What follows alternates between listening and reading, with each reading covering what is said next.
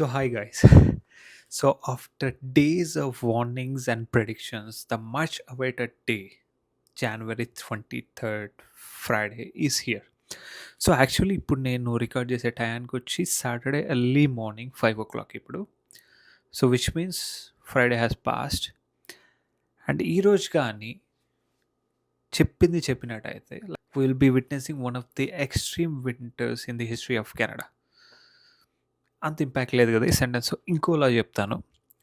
So -50 degrees కానీ ఈరోజు if we can witness in Canada Ontario రీజియన్లో, this is the most coldest place on the planet earth.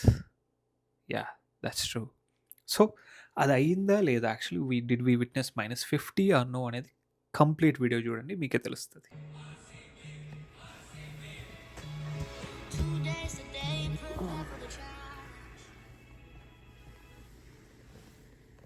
Hello, ఈరోజు polar vortex కదా sir, ఈరోజు work ఉందా? But -50 degrees కదా. పొద్దు పొద్దున ఈ మేనేజర్ వాయిస్ వినంగానే నా మైండ్, నా పీసు మొత్తం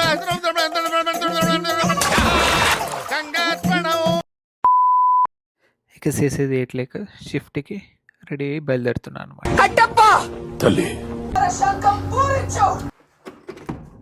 ఏంటన్నా ఏదైనా తేడాగా ఉందా? ఏం లేదే, అస్సలు కొంచెం కూడా తేడా అనిపించడం లేదా? నాకేం తేడా కనపట్లేదే. కొంచెం కూడా చల్లగా లేదు. చల్లగా అంటే ఓ టైపు చల్లగా. మొత్తం నార్మల్గానే ఉంది. టెంపరేచర్ అంతా కూడా ఓకే. అసలు టెంపరేచర్ ఎంత ఉందో చూద్దాం. Not bad guys. Actually temperature వచ్చి -14 degrees ఉంది.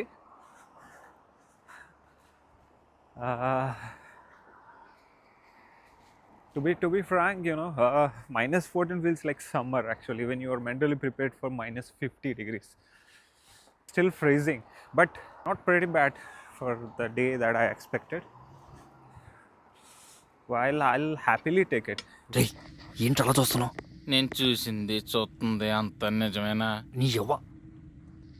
ఎరా ప్రసాద్, నేను తెలిసి ఎప్పుడు ఎవరికి ఏ అన్యాయం చేయలేదే. అలాంటిది నాకేదో జరుగుతుందా ఇలా? అసలు నేను 8 గంటలు కష్టపడి పనిచేసి ఈ స్నోలో, అండ్ స్నో వల్ల ఏమైందంటే నేను యాక్చువల్లీ రెస్టారెంట్లో వర్క్ చేస్తున్నా, చాలా బిజీ అయింది.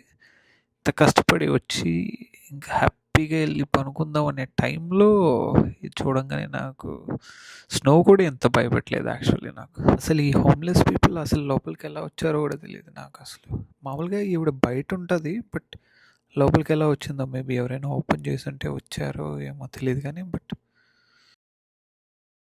The temperature drops to -50.